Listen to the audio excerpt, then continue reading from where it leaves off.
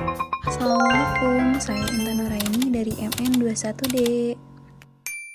Bismillahirrahmanirrahim. Izinkan saya di sini Intan Nuraini untuk mendeskripsikan atau menjelaskan sedikit tentang akuntansi pertanggungjawaban. Oke, yang pertama, desentralisasi adalah delegasi atau wewenang pengambilan keputusan kepada jajaran manajemen yang lebih rendah di dalam sebuah organisasi. Organisasi yang terdesentralisasi membutuhkan sistem akuntansi pertanggungjawaban yang menghubungkan kekuasaan pengambilan keputusan manajer tingkat yang lebih rendah dengan pertanggungjawaban hasil dari berbagai keputusan yang diambil. Istilah pusat pertanggungjawaban ini digunakan untuk setiap bagian dari suatu organisasi yang manajernya memiliki kendali atas dan pertanggungjawaban atas biaya, laba, atau investasi. Adapun syarat menerapkan akuntansi pertanggungjawaban, yang pertama, struktur organisasi, yang kedua, biaya anggaran, yang ketiga, sistem akuntansi. Yang pertama, struktur organisasi. Sebuah organisasi telah disusun sedemikian rupa agar setiap posisi memiliki wewenang dan juga tanggung jawab yang tepat. Hal inilah yang sama diterapkan dalam sistem akuntansi untuk menentukan wewenang dan posisi yang jelas bagi setiap unit kerja di setiap divisi atau manajemen. Adapun yang kedua, yaitu biaya anggaran, tidak hanya struktur organisasi, syarat lainnya yaitu pada biaya atau anggaran yang telah direncanakan.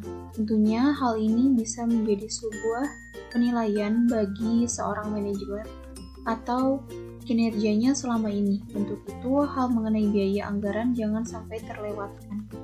Yang ketiga, sistem akuntansi.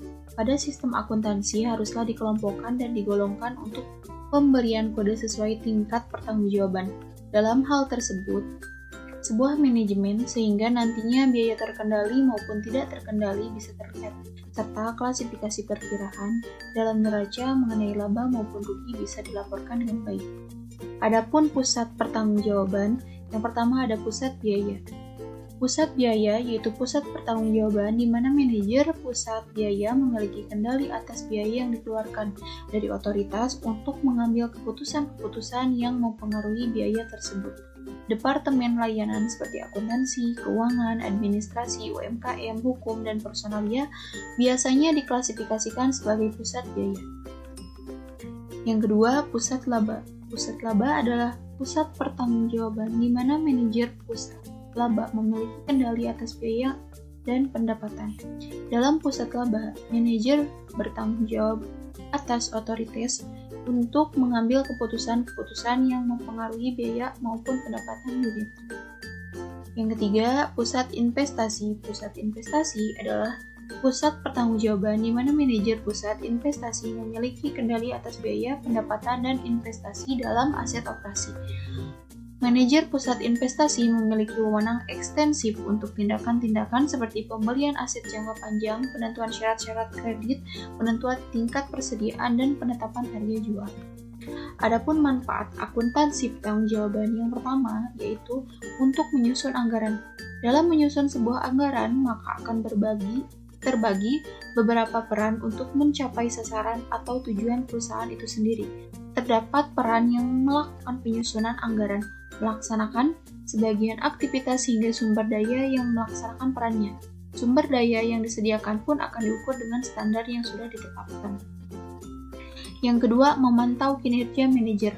Hubungan antara informasi akuntansi dan juga manajer cukup berperan penting.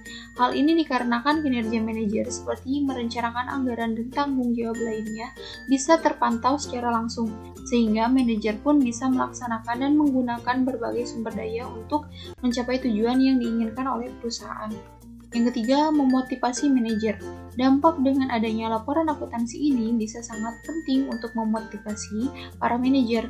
Pasalnya, hal ini akan memungkinkan sebuah usaha mendapatkan penghargaan, sehingga akan mempengaruhi keyakinan manajer bahwa prestasi yang didapatkan merupakan buah dari kerja keras dan bertanggung jawabnya berdasarkan informasi akuntansi yang akurat. Dengan begitu, kinerja menjadi lebih meningkat daripada sebelumnya. Cukup sekian yang dapat disampaikan, kurang lebih mohon dimaafkan.